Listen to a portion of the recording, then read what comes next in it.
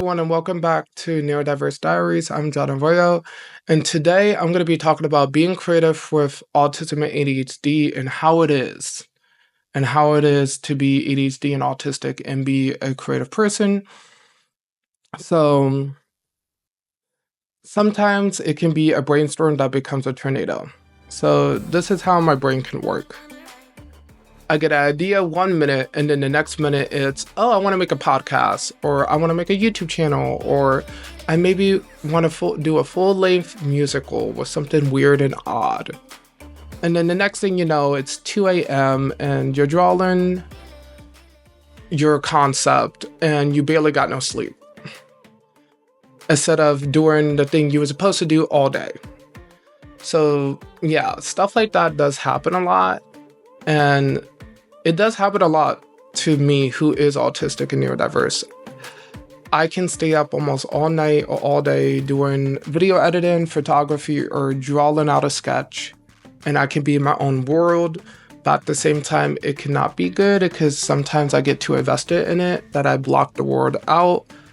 So that's something that I'm currently working on, as well as the autism side of routine and creativity. So me being on the spectrum can have like daily structures. So like what I mean by that is I have a schedule. I like to keep a routine.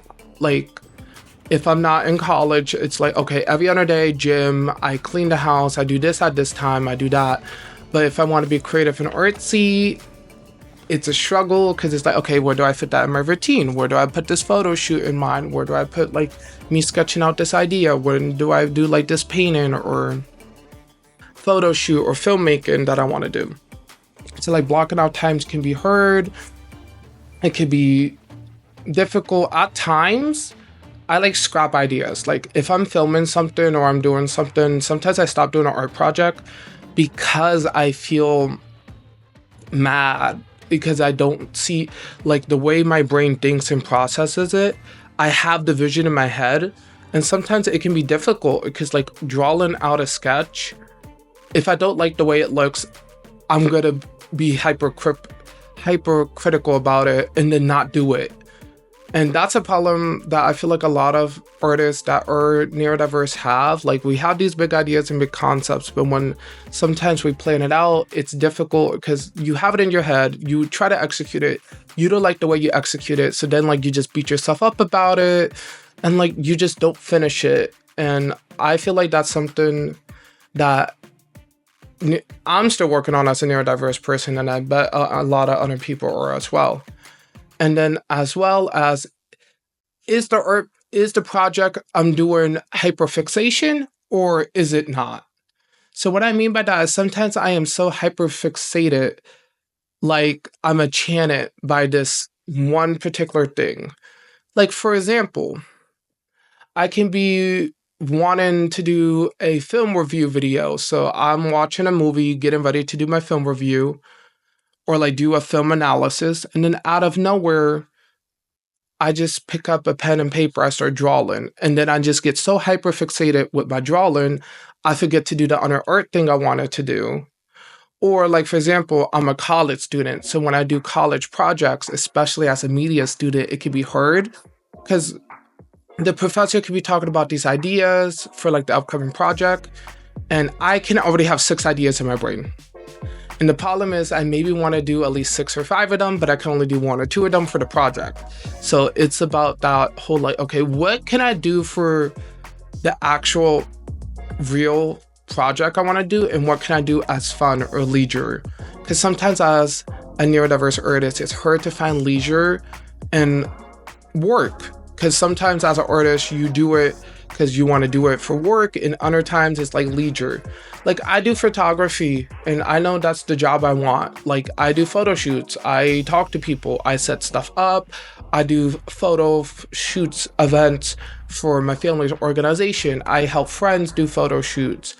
But then I also like to do photo shoots and videography videos for myself, like for my YouTube, for myself. So it is that difficulty of how do I separate business from fun? Because sometimes that's hard.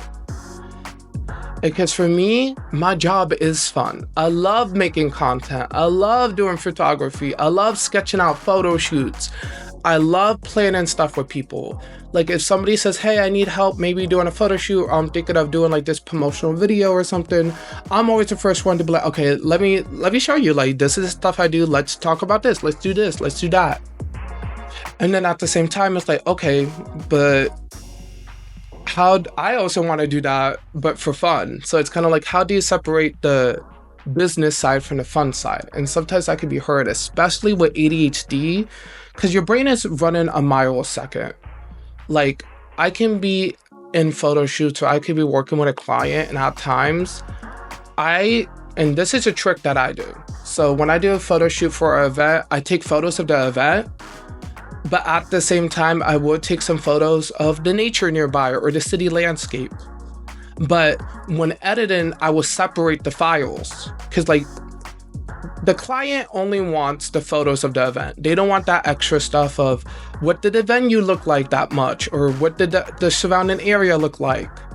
That stuff I usually keep for myself, from my personal portfolio, and I usually send the event photos and videos to the eventer. Same thing with photo shoots. I love doing backstage photos. So when people are getting ready and stuff, I do backstage photos, and then I do the client photos. But at times I do ask the client, do you want the backstage photos or not? So if they don't want it, it's fine. But I do that just in case. But I love like that because I'm a storyteller. So like if I'm doing a photo shoot of someone, I love taking the photos of them getting ready as well, because it shows, okay, this person is about to do this photo shoot, and then, you know, like the behind the scenes stuff. And then that leads me to the fourth thing I want to talk about is exhaustion and defunctioning starts again.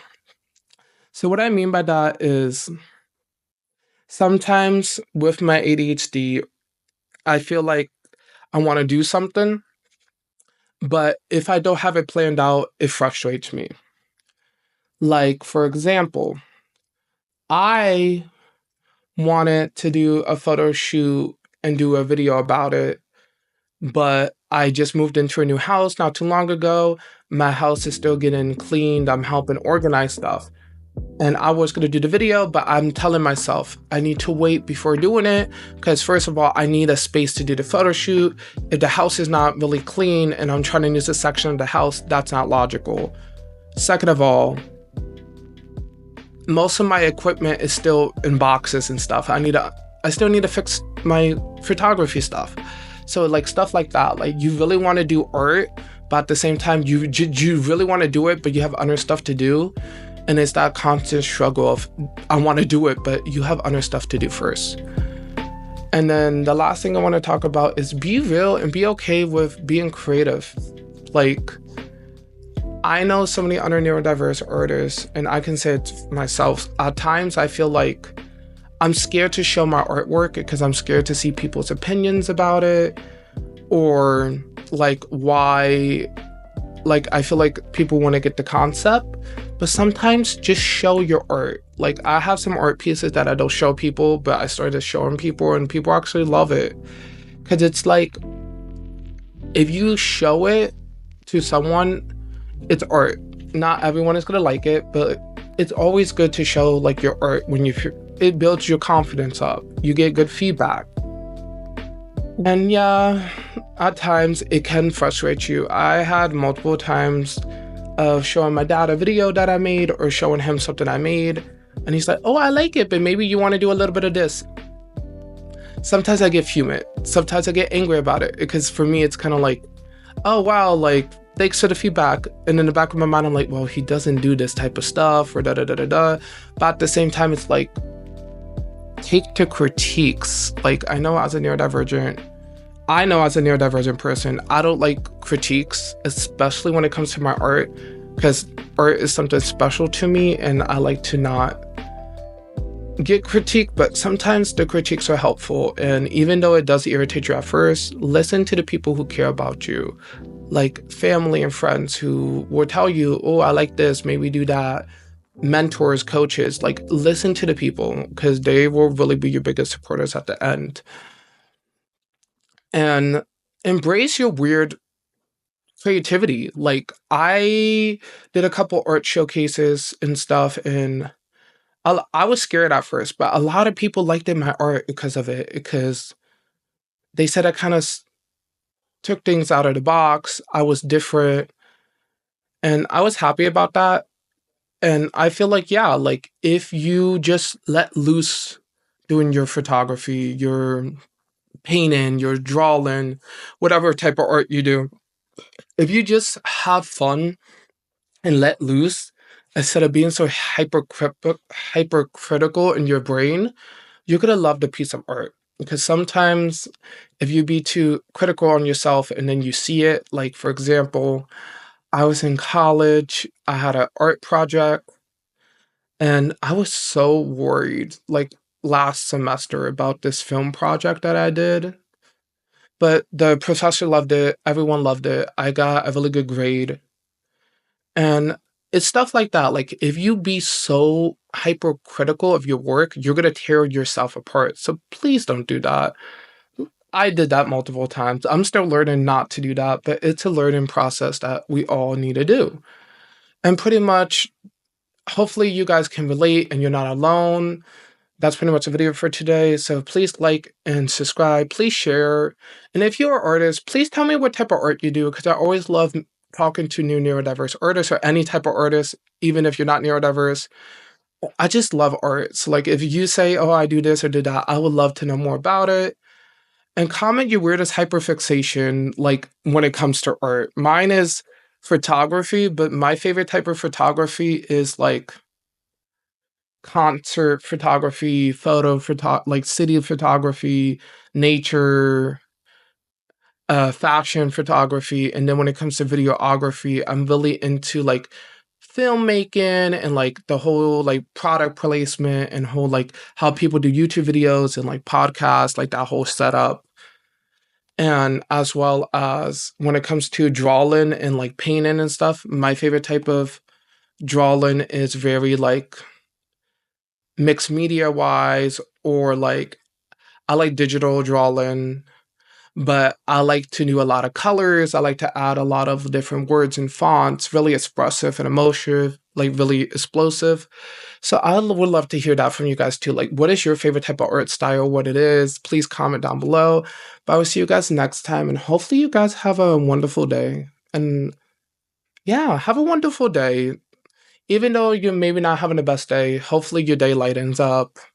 And I'll see you guys next time.